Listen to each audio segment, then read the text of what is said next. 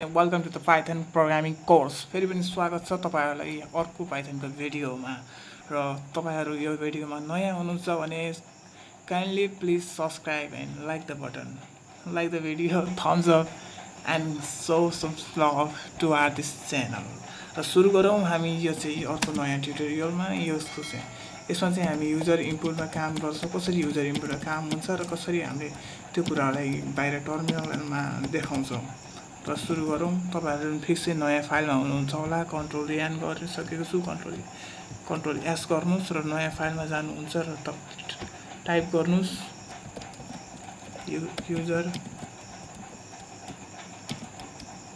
User input dot पाई गर्नुहोस्, enter गर्नुहोस्।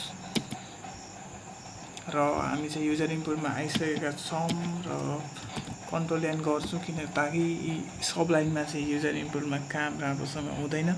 त्यही भएर म चाहिँ युजर इनपुटमा छु र फेरि पनि हल्का जुम गर्दैछु। र जस्तै कुनै कुरा चाहिँ मलाई युजर नेम गर्न मन लाग्यो अनि पाइथनमा चाहिँ इनपुट छ कि पाइथनमा इनपुट के गर्छ, ओपन प्यारेन्थेसिसमा जानुहोस् र इन्टर यर मैले लेख्छु, इन्टर यर नेम गर्छु, प्रिन्ट गर्छु, हेलो गर्छु। अनि अघि तपाईँले बुझ्न सक्नु, अब अघिल्लो भिडियोमा हेर्न सक्नु भएको छ कि कसरी स्ट्रिङ कन्क्याटिनेसन गर्ने, र यतै मैले त्यही काम गर्छु। स्ट्रिङ कन्क्याटिनेसन तपाईँले प्लस गर्न सक्नुहुन्छ र कमा नि दिन सक्नुहुन्छ। हामीले सिकेको प्लस र कमा हो अहिलेसम्म चाहिँ। युजर नेम गर्नुहोस् र इन्टर यर नेम भन्छ। सब लाइनमा चाहिँ यसो काम गर्दैन खासै, त्यही भएर म टर्मिनलमा काम गरेर देखाउँछु तपाईँहरूलाई। मैले चाहिँ नवीन हान्छु। यसमा चाहिँ देखाएको छैन, मैले अघि नै भनिसकेको थिएँ, त यो टर्मिनलमा देखाउँदैन। र यसमा म न्यू ट्याबमा जान्छु, कन्ट्रोल एस गर्छु र यसमा जानुहोस् र सिएमडी टाइप हान्नुहोस्, सिएमडी गर्नुहोस् र तपाईँको यो कन्ट्रोल कमान्ड प्रम्प्ट खोल्छ। र हामी चाहिँ हाम्रो चाहिँ युजर इनपुट नाम छ, त्यही नै हामीले यसमा हान्छौँ। पाइथन कोडले रन गर्दा पाइथन टाइप गर्नुहोस् र युजर इनपुट डट पाई गर्नुहोस्। र हाम्रो यो खोलिसकेको छ र म अझै नै यसलाई जुम गरेर देखाउँछु ताकि तपाईँहरूले राम्रोसँग देख्न सक्नुहुन्छ। जस्तै मैले नवीन हान्छु, हेलो नवीन भनेर आउटपुट आएको छ, देख्न सक्नुहुन्छ तपाईँहरूले। फेरि नै अझै हामी काम गरौँ, जस्तै कि एजमा नि काम गरौँ। एज गर्दा इन्ट गर्छु मैले चाहिँ। इन्ट भनेको इन्टिजर भ्यालु लाग्छ, एज भनेको इन्टिजर हुन्छ नि त होइन। अनि इनपुट गर्छौँ, फेरि ब्राकेट गर्नुहोस् र प्यारेन्थेसिसभित्र चाहिँ इन्टर यर नेम गर्नुहोस् र यसो क्लोज गर्नुहोस्। तपाईँले यो डिजाइनिङ गर्ने तपाईँको पार्ट र हेलो नभए अनि प्रिन्ट गर्छु फेरि, अनि यो एज गर्छु। अनि मैले चाहिँ अहिले प्लस गरेँ र एजलाई प्रिन्ट गरेँ। कन्ट्रोल एस गर्नुहोस् र म फेरि टर्मिनलमा गएँ र एरो बटन टाइप गर्नुहोस् र झ्याप्पै अघिको कोड आउँछ र इन्टर गर्नुहोस्। इन्टर यर नेम गर्छु, मैले फेरि नवीन गर्छु।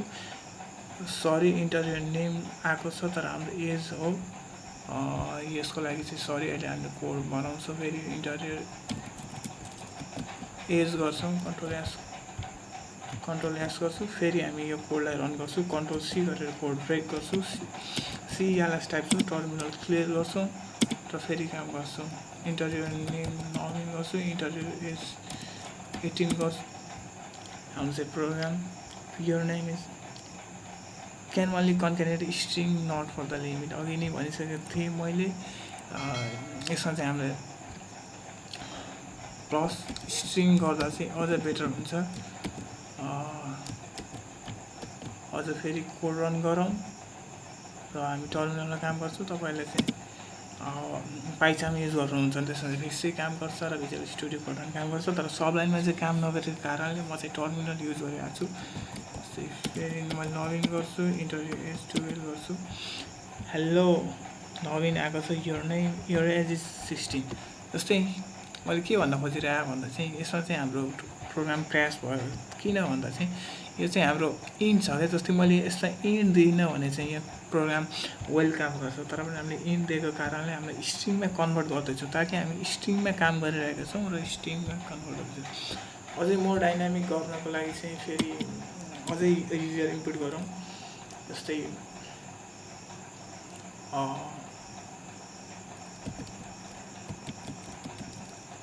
फेभरेट कलर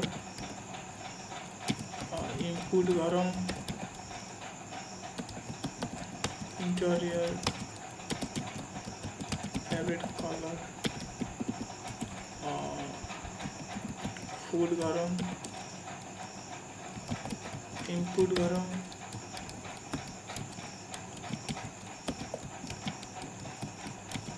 इन्टरियर फेभरेट फुड गरौँ। सेलिब्रेटी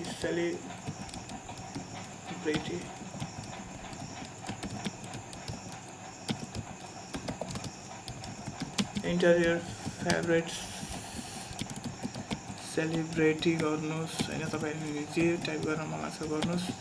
र यस्तै युजर इनपुटमा काम गरिरहेको छु ताकि तपाईँलाई प्र्याक्टिस होस्। हामी यसलाई एउटै फर्मेटमा स्ट्रिङमा काम गर्छौँ। योर फेभरेट फुड माथिको कुरालाई हल्का डाइनामिक फर्मेटमा देखाउने हो क्या। Your favourite food is favourite food आउँछ होइन, झ्याप्पै यो गरिदिनुहोस्। कमा फेभरेट कलर कमा दिनुहोस्। अझ फेरि यसलाई स्ट्रिङमा गर्नुहोस्, एन्ड गर्नुहोस्, ताकि एन्ड योर के छ माथि एन्ड योर, म चाहिँ यसले कन्ज्युम गर्दैछु। And your favourite food is गर्नुहोस् र कमा दिनुहोस् र फुडलाई लेख्नुहोस्। अझ फेरि स्ट्रिङ दिनुहोस्। And your favourite celebrity is गर्नुहोस्, कोलम दिनुहोस्, ताकि तपाईँले लेखेको कुरा राम्रोसँग देखोस्। र सेलिब्रेटी र यो कोडलाई एक्जिक्युट गर्नुहोस्। सरी फर द्याट, यसमा चाहिँ रन हुँदैन हाम्रो सब लाइनमा राम्रोसँग। हामी चाहिँ फेरि टर्मिनलमा जानु पऱ्यो। टर्मिनलमा जाउँ। यो कुरा देखेको नराम्रो लाग्छ भने CLS टाइप गर्नुहोस्, क्लियर स्क्रिन हुन्छ। अनि यो कुरालाई फेरि इन्टरियर नेम गर्छु। हाम्रो दुईचोटि कोड एक्जिक्युट हुन्छ। इन्टरियर एज 18 गर्छु। फेरि हाम्रो एउटा कोड सकेको छ र दोस्रो आइसक्यो। इन्टरियर फेभरेट कलर मैले ब्लू गर्छु। इन्टरियर फेभरेट फुड राइस गर्छु। इन्टरियर favourite celebrity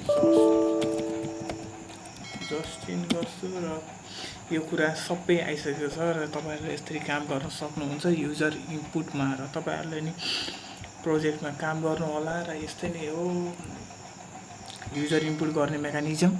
Thanks for watching, and please kindly subscribe to this channel and stay updated, stay hydrated. Thank you very much for watching.